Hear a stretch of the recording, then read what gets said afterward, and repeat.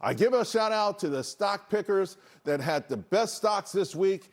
Hot hands flying. Let's start off. Hilary Kramer, she's there, so I'll find out if I'm pronouncing that right.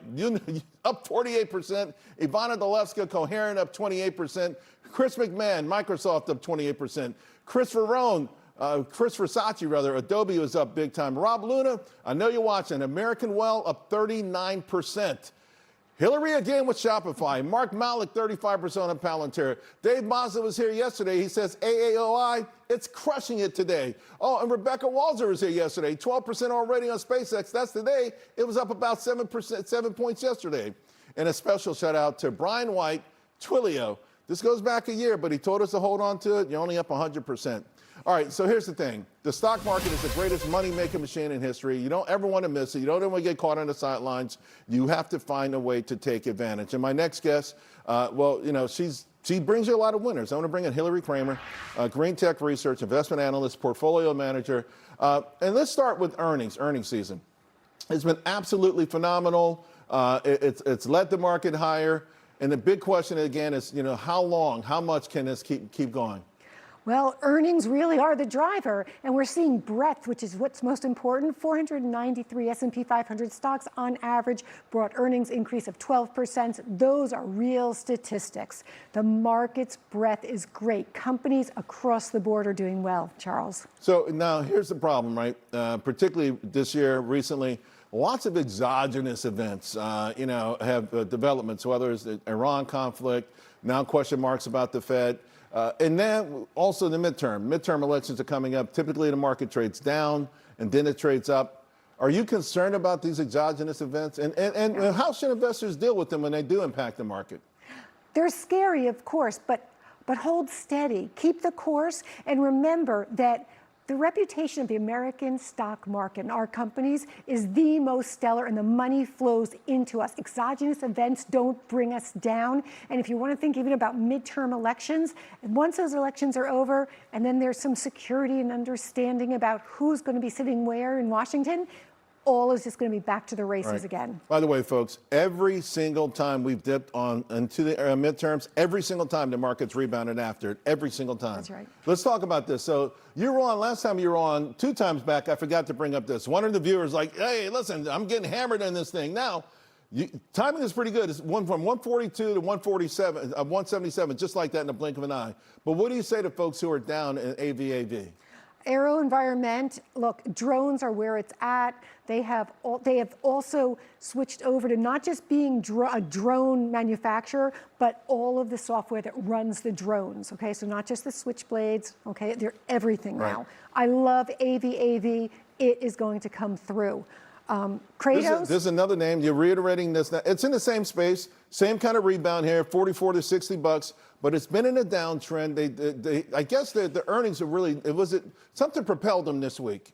Well, the numbers on the hypersonic missiles, the Kratos' earnings, all of the earnings on these companies have been parabolic, have been phenomenal. They've just nailed it and gone through the roof. And Kratos has it. They're exactly where they need to be with the right kind of equipment and defense industry, Valkyrie, all of the aircraft they're going to be delivering. So the bottom line, you see the weakness here. Even though it's made this big move, you see this level here, it's still a buying opportunity. Big buying opportunity. We cannot forget that Leopold from Situational Awareness, that presumptuous, precocious 24-year-old who had a $45 billion margin call, he brought down a lot of this market. We can't underestimate that. That's why we had this bounce back this week in combination with like Shopify's earnings, for example. I will say, congratulations on getting married, Leopold, although some may say that's what you get for being out there. All right, Shopify. Last time you heard, you got to do it. Reverse head and shoulders, everything. Climbed off to 50, breaking through the 200-day. The bottom line is, can people chase it? You can chase Shopify. Shopify has a lot further to go. What's beautiful about Shopify is the merchants that are on their platform get to keep 93 to 97% of their revenue. And if Shopify never has another client, as long as their clients do grow, Shopify will keep nailing it and hitting it out of the park. All right, talking about hitting it out of the park. Alex Karp, he went out there and he tried to explain to folks, we're not a software company. We're not a data consulting company. We're not a consulting company. We've got a unique niche. People believe him now. Again, this is one that you would still buy. Absolutely. When you look and you analyze Palantir's earnings, of course, government contracts are there more than ever, but 180% increase on the commercial side. Palantir serves everything: industrial companies, oil and gas, education market, transportation. Palantir is everywhere because it's data analysis. It's an amazing company. So these are all reiterations for you. I want to talk about a fresh idea: buying weakness, hubs. It's, you know, some software names are really starting to make really nice moves. This hasn't made a move yet. Why, and why should we buy it?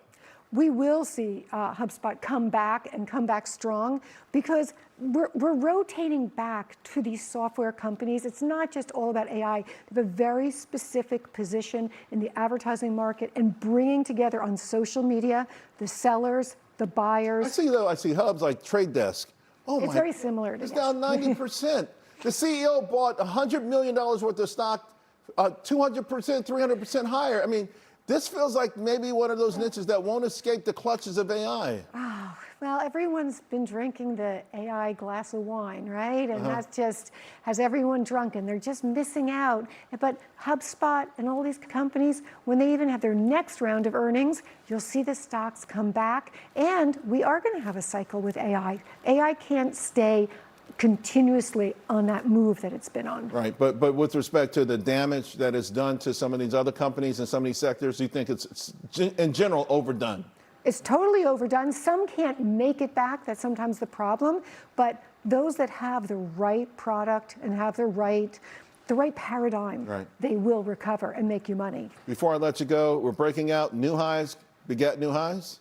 Always, Yeah. until there's a break. But stay in it, because right now we're staying strong and no one should worry about higher interest rates. My theory is that we're going to have a big blip in the market, a big retracement, and we're going to see rates slashed. Okay. And then the market's really off to the races. Congratulations, you made the All-Star list 3 times.